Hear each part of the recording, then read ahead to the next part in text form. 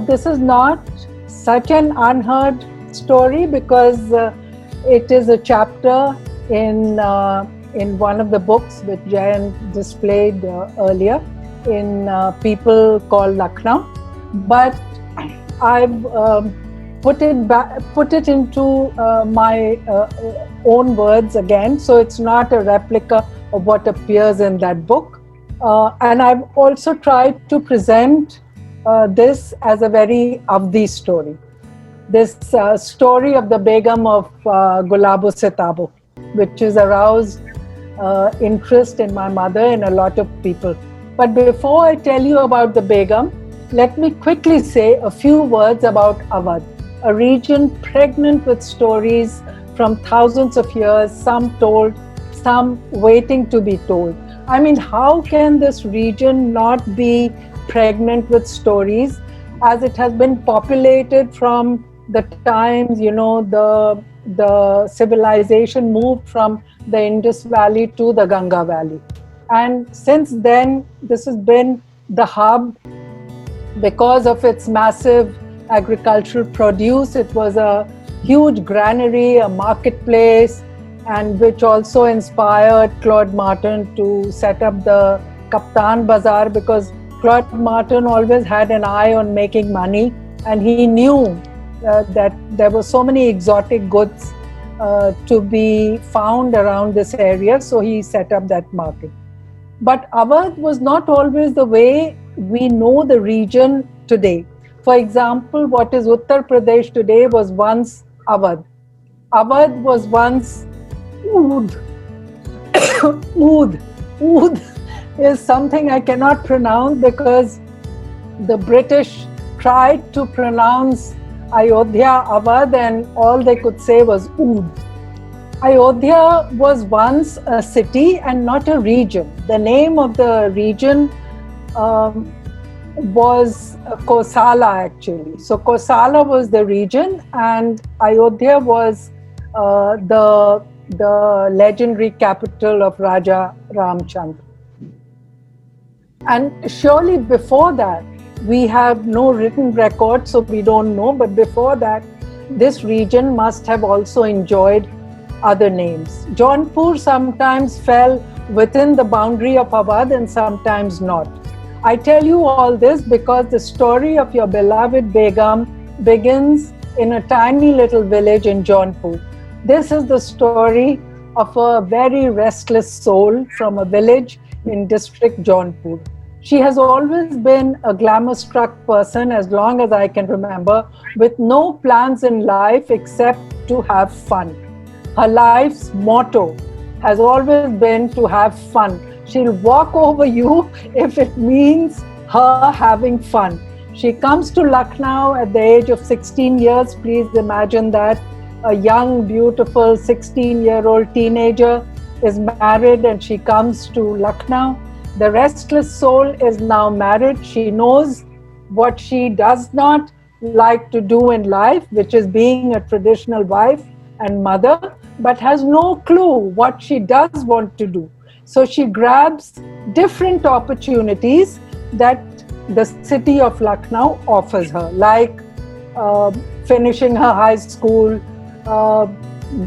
joining the Lucknow University to finish her graduation studies and so on. But she has no professional aim in mind.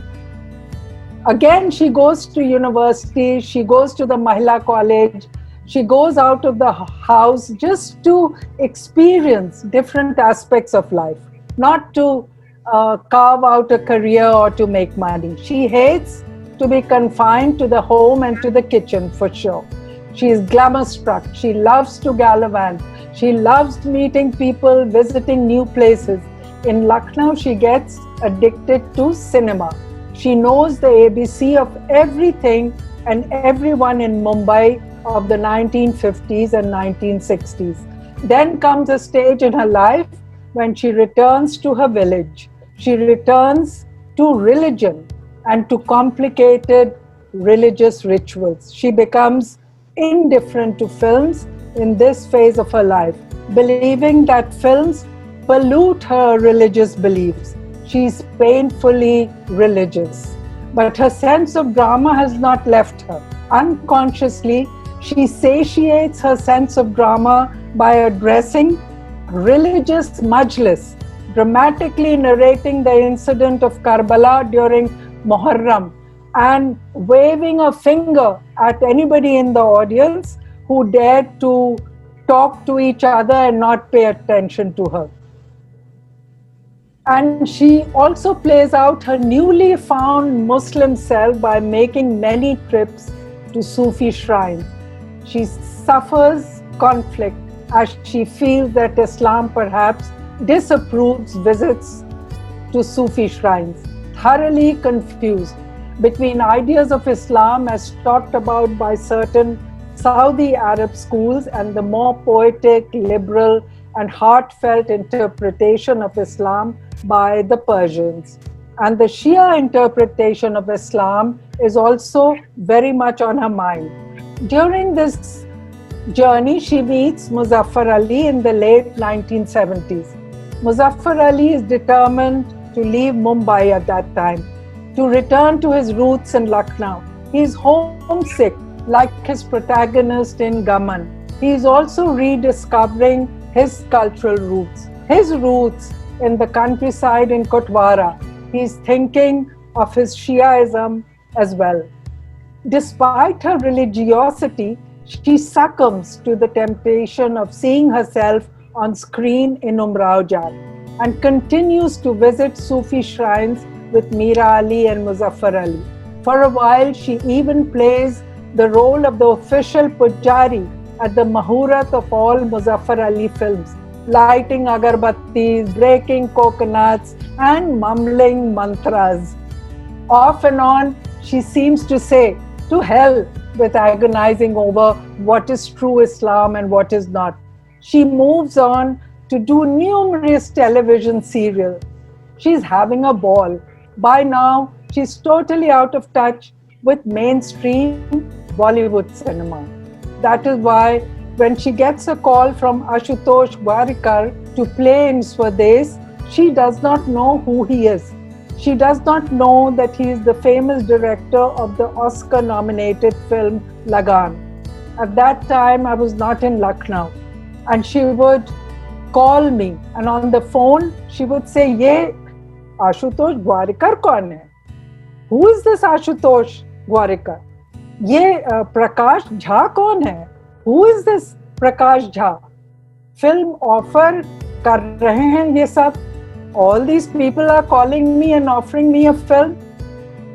I returned to Lucknow to make a home again in the city in 2012. By now, she had already acted in Peepli Live and was a star in 2010. She continued to battle with thoughts of religion and the attraction of seeing herself on screen. She realized she could not have enough of watching herself on the silver screen. She wanted to say yes to anyone who asked her to do a film. Together, we bought an apartment in Gomti Nagar, and I took on the job of accepting and rejecting film offers that poured in. From 2012 on, she would give me the phone when a film was offered to her. I talked to her about the kind of films she should accept. She said that she was not doing films to make a career or for money. She was happy with her modest pension. She wanted to act in films because she enjoyed the process of filmmaking. She wanted to continue to have fun, her original motto in life. She always wanted to be on a film set, she said, not sitting at home. My sole criteria, therefore, for accepting a film offer for her was the director. Only after I told her this is a good director and a good production house to work for, she would accept the offer. She was a star in her mid-70s and she loved the attention. Gradually, she did not feel comfortable traveling for film shoots on her own. So I went with her after 2012. I have seen more of India during the last 10 years than ever, from Kashmir to Ooty to Goa to Bikaner. the time between Peepli Live and Gulabo Sittabo has been her most productive years in cinema, having done almost 24 movies within a decade. Now, won't you agree that this was a very nice Avdi story, even if I say so myself? And I'm not surprised why you story told here this evening. Thank you.